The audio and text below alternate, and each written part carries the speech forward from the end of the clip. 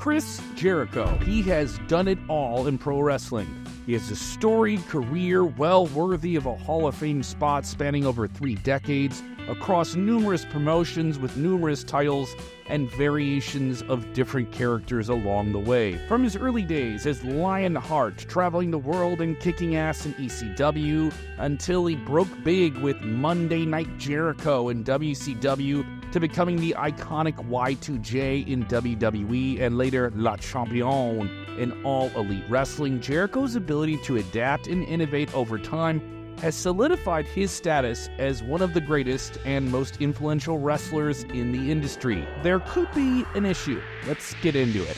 It's Sportskeeda Wrestling. I'm Kevin. Let us know what you think of Chris Jericho's learning tree in the comments below. His latest reinvention, the learning tree, has been questionable in the eyes of some watching AEW.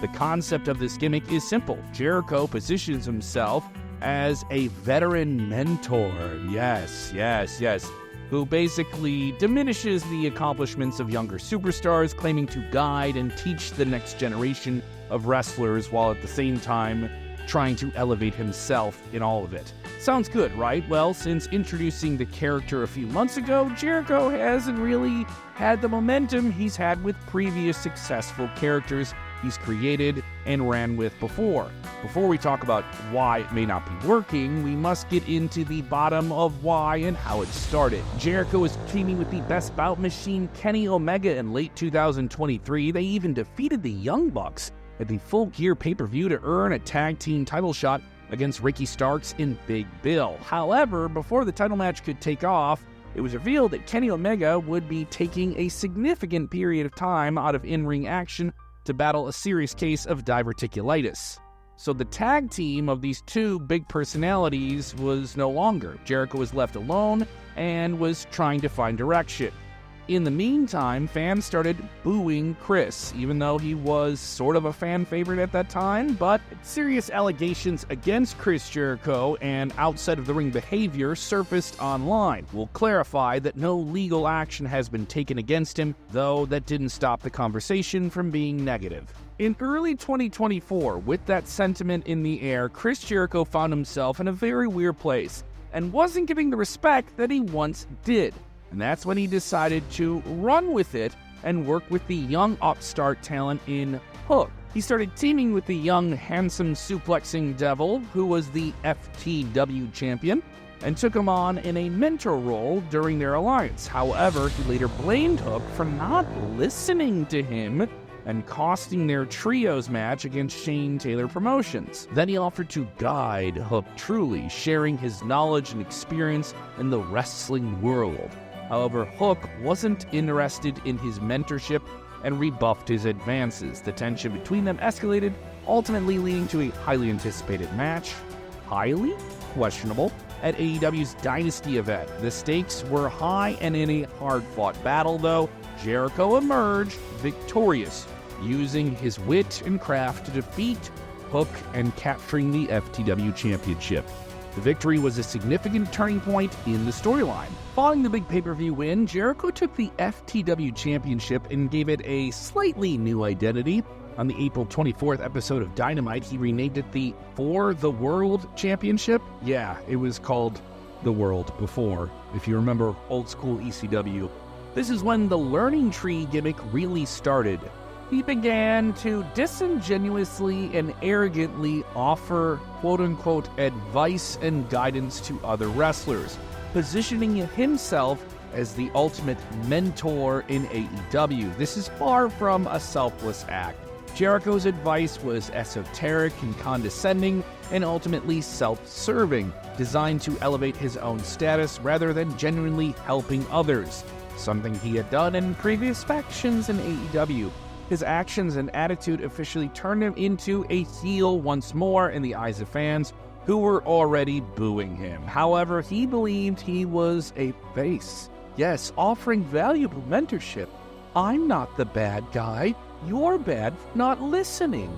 He then started a feud with Katsuyori Shibata and successfully defended the FTW Championship against him on the May 1st episode of Dynamite.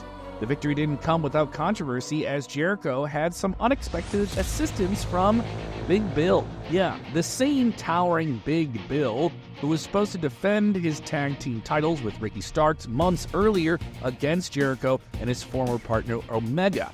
However, following the match, Jericho brought Bill into the Learning Tree, officially starting the Gimmick essentially as a stable. Fast forwarding to the highly anticipated May 26 Double or Nothing premium event, Jericho defended his FTW title in a triple threat against Hook, who was out for revenge, and Shibata.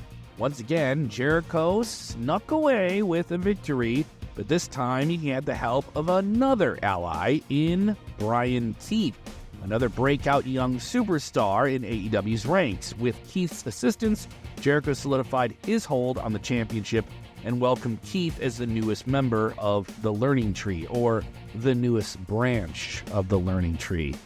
Oh boy. As the weeks went by, Jericho's faction continued to evolve. On the June 12th episode of Dynamite, Jericho gave Big Bill and Brian Keith their new monikers. The Redwood for Big Bill, because the redwood is like a tree, and the Bad Apple for Brian Keith, because apples grow on trees. Well, Jericho giving nicknames of his proteges is nothing new. We have seen this back in the Inner Circle, where he called Sammy Guevara the Spanish God, and the Jericho Appreciation Society, where he changed the identities of Daddy Magic and Angelo Parker. It's very Jericho-esque. He started cutting these cringy promos that always opened with, "Hey guys!" Yeah, as a trademark. It's pretty funny, but also very annoying. He got his TV time with the Learning Tree segments on Dynamite, and we learned something. Now, on paper, this new character, this new gimmick, sounds like something that could work in the very capable hands of Chris Jericho. And when Jericho was facing some issues with the crowd, he introduced a gimmick that made fans hate him even more. What can go wrong? Speaking with KCAL News, Jericho talked about the gimmick, stating that he started doing this because fans were hating on him. He said, "People are really not liking me right now, so it's time to kind of change." And that's okay. That's the beauty of wrestling. You can just lean into it. I take great pride in kind of making people angry with things, because that's what you want to do. You're playing a character. However, despite the gimmick having so much potential, as of now, Jericho and the Learning Tree group haven't gained the momentum you think you would want them to have, or the intentions may not be met in reality based on who you talk to. In fact, it is proving to be one of the more underwhelming things right now within AEW. Now, Jericho is doing just fine. He's good at being a heel. He's doing his job. His segments are entertaining, and it's just the fans don't care beyond a certain level. It's getting on base, but it's not making a home run. When Jericho won the FTW Championship at AEW Dynasty, he was supposed to receive a negative response as a heel, a villain. But the chants from the crowd went much further than that, and it went in the "please retire, go home Jericho, go home" chants. Yeah, it was purely negative. Overzealous fans who really ran with it to some degree, and getting booed by fans is great, but this is a different type of heat, if you will.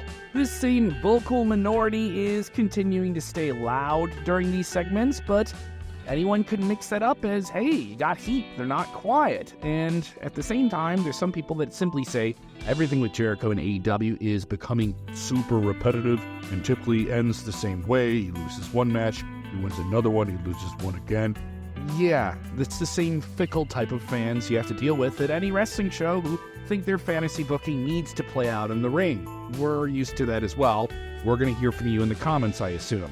Another reason why fans are so cold on Jericho and the Learning Tree gimmick overall is that fans kind of know that this is not going to last that long. In AEW, Jericho has previously formed two different groups, the Inner Circle and the Jericho Appreciation Society. Both those factions had some very memorable moments, but eventually Jericho moved on along with everyone else in the group, leaving them behind in some ways. Also, no one involved in those groups maybe benefited long-term, depending on how you want to interpret it. They got TV time, spent a lot of it with Jericho, but after that, they went their separate ways, and here we are. Except for maybe Sammy Guevara, but that's a different video. Maybe we'll work on that in the future as those things unfold. Maybe some fans believe the outcome of the Learning Tree could be different. There's no denying that Jericho is certainly creative and has always been creative, and he's constantly trying to bring out new layers to his character. but it has come to a point now where he has become not as interesting in the eyes of some as he once was, depending on who you talk to. We know, you guys can hash that out in the comments. Fans' problem with Jericho is not himself. It's the fact that AEW focuses on him so much when they don't need to. He's Chris Jericho. He's a big enough star. Now, when does the rub actually stay on other people? When does the star dust make stars? They have overexposed him to a point that even his diehard fans maybe aren't with it. The please retire chants. They're shallow, but they're still harsh. Many fans would agree that Jericho could benefit from maybe being less is more and being a featured player, but we don't hold the pen and we don't have that power. We're not ready to make a final judgment on the learning tree just yet. Yeah, we're not Judge Judy banging the gavel. The jury is still out. There's still time for this to succeed. Many other factions and acts like this that were a big testy idea found their way eventually and galloped in the wrestling landscape. However, if fan interest remains where it is, it will be challenging for this storyline to have long-term success. What do you think? What for you is the most interesting thing on All Elite Wrestling television right now? Tell us your favorites. Tell us what you think of the Jericho learning tree in the comments below.